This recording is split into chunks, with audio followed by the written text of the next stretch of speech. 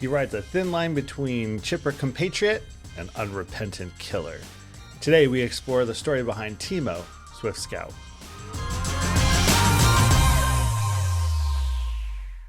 Welcome to Runeterra Tourist. My name is Patrick. I don't know anything about these people yet, so let's learn about them together. At the time of recording, we're still in that awkward period of waiting until the Vendetta previews are released, so I'm looking back at some of the Origins legends in the meantime. And so I decided I'm going to take a look at this cute little mascot with the trick-oriented deck in Teemo. Until Ezreal, I figured blue-purple was going to be the whole hidden mechanic faction, the one that is filled with loads of trickeration. Turns out that red-purple would get most of the trickeration, and then Ezreal and then later Diana would require hella amounts of galaxy brain focus to be able to pilot these decks competently. Diana was actually one of the first legends that I explored too, way back when, at the start of the channel. Oh, you can look at it like right there.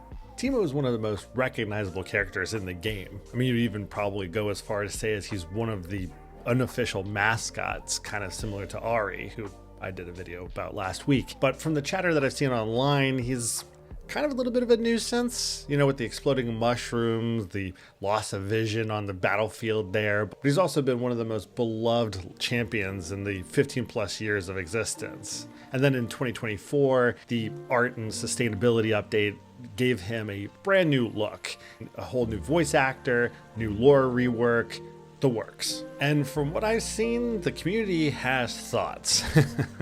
But I mean, all I got to experience from Riftbound was this cute little Boy Scout yordle leader thing person. So I mean, how bad could he have been? Before I get into all of that, the whole like and subscribe thing, please, if you don't mind, and hype the video if you're watching on mobile. Apparently that really boosts the visibility, so I'd greatly appreciate it. Thanks. All right, let's go see what's so bad about a yordle Boy Scout leader.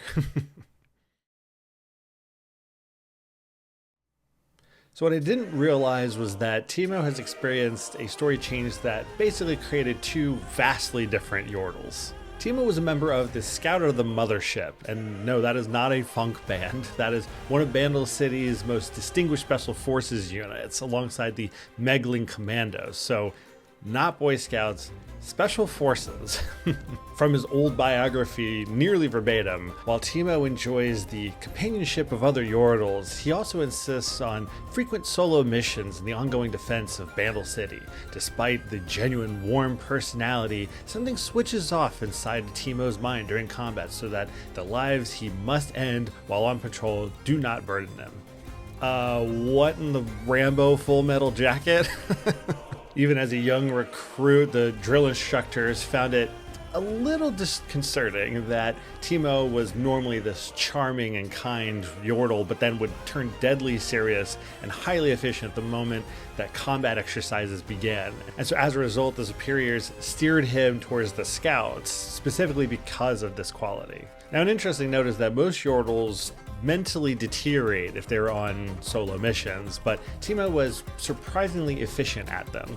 And so his record of success in defending Bandle City from infiltrators really made him one of the most dangerous yordles alive, which is a hilarious concept to think of when you look at this cute little guy. But you never know it with the cup of honey that you'd have with him at his favorite inn. His signature weapon is a blowgun using a rare Ajunta poison that he personally gathers from the jungles of Kamungu, which is also conveniently where I have a vacation home. It was during this period that he struck up a friendship with Tristana, this fellow member of the Bandle City Special Forces, and it helped him cope with the lengthy periods of isolation.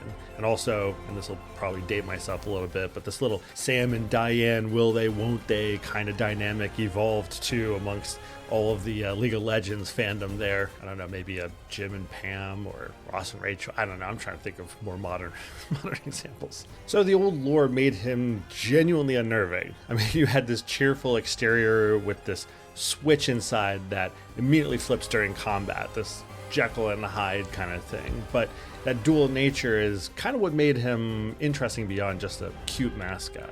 So then in 2024, the rework happens, and now Teemo is this fearless leader of the Bandle Scouts, a group of intrepid yordles dedicated to exploring Runeterra and learning all about this great big world. He earns merit badges and writes new rules for the ever-expanding Bandle Scout Handbook, and then leaves exploding mushrooms as a surprise gift for his new friends. Friendship. In his current biography short story, The Swift Scout, Teemo has been a Bandle Scout for as long as he can remember, hopping through portals to find people in need, badge 131, help a stranger, to befriend new creatures, badge 389, adopt a pet, or even document strange new species of mushrooms, badge 248, fungology expert. Became the most decorated Bandle Scout in history, which inspired others to join, much like a cult leader touting his own accomplishments. But when he's not creating new merit badges, he's also researching the origins of the Bandle Scouts. Who founded it? Who made the first badge? Was it Teemo himself in a time long ago that he can't even remember? I mean, those who have done the math have even thought that maybe he's older than Heimerdinger. His most recent achievement has been propagating a near extinct species of exploding mushroom and freeing all of the basilisks from a Noxian war camp because they looked very sad in their stables. And based on Legends of Runeterra lore, Teemo uses his puff cat mushrooms in his noxious traps, which he apparently gets from the black market of Zon. So in effect, he is funding the criminal underworld with the propagation of these mushrooms. What kind of scouts are these? And through it all, the Tristana relationship still remains, whether romantic or platonic, that's left up to interpretation. So as I mentioned, in October of 2024, Riot released a art and sustainability update for Teemo with a new visual model, the new voice actor, updated lore, as I just discussed, and the lore change was apparently the most controversial part. I mean, Riot had their stated goal being that they wanted to make it clear that the Bandle Scouts were more of a civilian organization, closer to the Boy Scouts rather than a secret special force. And so they removed this idea that Teemo was a covert military operative and had this combat switch. Riot's narrative writer declared that the Teemo that they've created should be very much a scout troop leader, and making a clear distinction that his relationship to Runeterra is very clear rather than militaristic and ominous. And when I looked online, and granted this is online, so take that as you will, the community reaction seemed to be that while they enjoyed the upgraded and modernized visuals, Riot predominantly took away the interesting aspects of Teemo, which was this duality. The fact that you would have this cheerful, peppy creature that in a moment would switch into this terrifying, dangerous combatant. One of the common things that was being circulated around was calling him a Teemo, which is, that's pretty bad. I gotta say, from what I've seen too, that would be kind of an interesting story to have, this combatant who is very cheerful, happy tree friends kind of character, who then would just be this lethal combatant rather than a Boy Scout leader who's a little absent-minded in whether he was the originator of a Boy Scout troop. In League of Legends, Teemo is built around two things: invisibility and poison, as we all are, I guess. Standing still makes him invisible, and opponents can't see him until he moves or attacks. And when he emerges, he gets this brief burst of speed to attack with. And every attack he lands poisons the target. And his ultimate places invisible mushroom traps around the map. Walking into one slows and poisons the enemy and grants Teemo vision of that area. The whole kit is based around being somewhere opponents don't expect you to be, and then punishing them for not following rule number 13, which is every day is an adventure, so make sure you're prepared. In Legends of Runeterra, Teemo used the poison puff cat mechanic. So you would plant these poisonous mushrooms on random cards in the opponent's deck, and when they would draw them, they'd get dealt damage. And so it kind of took the mushroom trap identity from League of Legends into this Legends of Runeterra deck building mechanic. In Riftbound, they effectively focused on the stealthy aspect through hidden rather than the exploding mushrooms part, which would be a little bit difficult to do in a game that focuses on not shuffling the deck constantly. I mean, fair enough, right? Like, how would you put poisonous mushrooms in an opponent's deck? We start with his legend ability, Teemo Swift Scout. You may pay 1 energy to hide a card with hidden instead of using power, And for 1 energy and exhausting the card, put a Teemo unit you own into your hand from your champion zone or the board. Reducing the hidden cost from power to energy is pretty potent. I mean, not losing a rune to hide a card is so good. Keeps you up on your resource economy there. And then his second ability makes him pretty elusive, being able to bring back Teemo units. Although something to keep in mind is that this is sorcery speed, not action or reaction speed. So if you're in the middle of combat and a Teemo unit is in trouble, then he's pretty much a goner. Being able to utilize a Teemo unit again and putting him in hidden is pretty potent. But this was created in Origin, so I don't think Riot was ready for this kind of stuff yet, but just imagine if this was action or even reaction speed. Oh, that would have been devastating. Teemo's signature spell is a 2 energy, 1 power cost spell, Guerrilla Warfare. Return up to 2 cards with hidden from your trash to your hand. You can hide, ignoring costs this turn.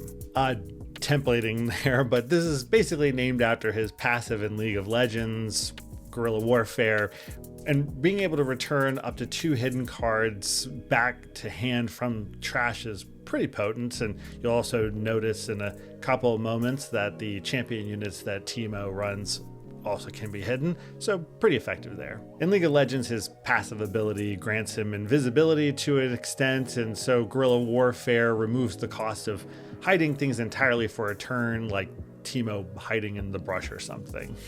But it's still a pretty decent signature spell for an Origins card. I mean, being able to return hidden cards and then replaying them at no cost is pretty effective. Granted, this is very defiable. Although I guess if you're playing blue-purple, there are probably other things that your opponent playing the green domain is going to defy instead. Teemo's rare champion unit out of Chaos is Teemo Scout. It's a 2 energy cost unit with 1 might and has the hidden ability, so you can hide it for 1 power now to react later for 0 energy cost. And when you play me, give me +3 might this turn. Perfectly fine in Teemo decks, but is also seeing a lot more play in other purple decks, such as Pike especially, just because he can return cards to hand naturally, and so has the Teemo effect as well, where you can just replay these hidden units. But also being an entity that can add 4 might to a combat at the cost of 1 power or 1 energy in the case of Teemo is pretty significant in the fact that it can't even be counterspelled. Of course, you just have to be mindful of star-crossed, but that's real in any case, right?